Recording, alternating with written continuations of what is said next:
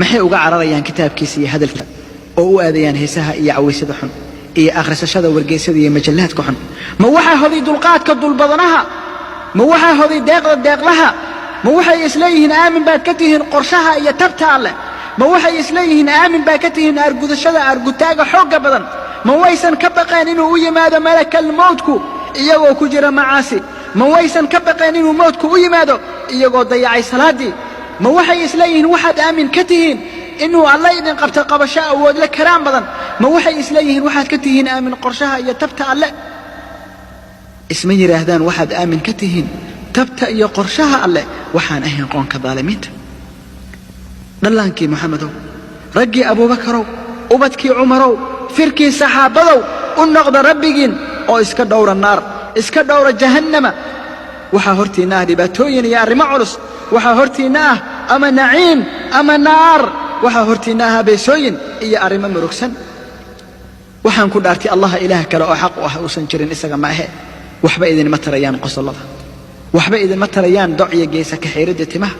waxba idinma tarayaan heesaha xun waxbana idinma tarayaan sawirrada qaaqaawan waxaa wax idin tari kara oo wax idiin noqon kara masaajidudu waa sheeganayaan xalqadaha duruusta diiniga waa taahayaan وقال الرسول يا ربي إن قومي اتخذوا هذا القرآن مهجورا رسولكنا محمد صلى الله عليه وسلم وحو أرندونا ربي غيغيو حقيق دي قوم كيغي وحي كهاجران تغين قرآن كان ما أين دقيسا كمنا أين عمل فلن شرعية حيراركي أمن رديسا آوي دلن يرو آوي دلن يرو آوي دلن يرو ورهوي وحان أنيقو إذن كييري يا توبت إيا أصول الله بشاء الله ورهوي أنيقو وحان إذن كييري inaad xiriirka ka goosataan saaxiibada xun iyo seerooyinka fasahaadka ka fogaada oo ha u dhowaanina iyaga si aydan u shalaayin maalinta qiyaamaha si aydan u shalaayin maalinta qiyaamaha maalin ayan wax tari doonin maal iyo caruur midna dabadeed haya oo ku socda jidka hanuunka la jirka wajiyada fiican ee ifaya la jirka qalbiyada daahirka ah ee cad ee aan xasadka isla weynida iscajabinta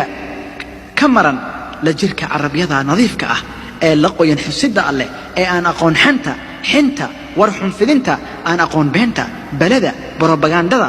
la rafiiqa ahlu khayrka iyo qur'aanka ka mid noqda si aad u dareentaan dhadhanka nolosha iyo macaanka iimaanka maalinta qiyaamahana waxaa la idin geen doonaa jannooyin wanaagsan idinka alleh qoonkaygiyow waxaan anigu idiin ahay sama ka taliya nasteexeeye aamina qoonkaygiyow run ahaantii noloshan adduunka ma aha waxaan ahayn sahay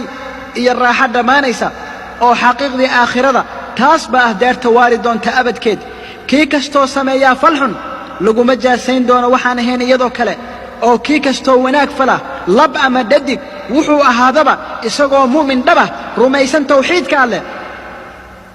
kuwaas baa geli doona jannada halkaasaa lagu irsaaqi doonaa dhexdeeda wax kasta iyagoo tiro badan xad la'aan qoonkaygiyow waa sidee waxaan idinku yeeraa badbaadada halka aad idinku igu yeertaan naarta waxaad iigu yeertaan inaan ku gaalooba alle iyo tawxiidkiisa iyo inaan u yeelo shariike xagga cibaadada isaga la jirki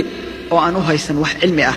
aniguna waxaan idinku yeeraa xagga awood badanaha dembi dhaafka badan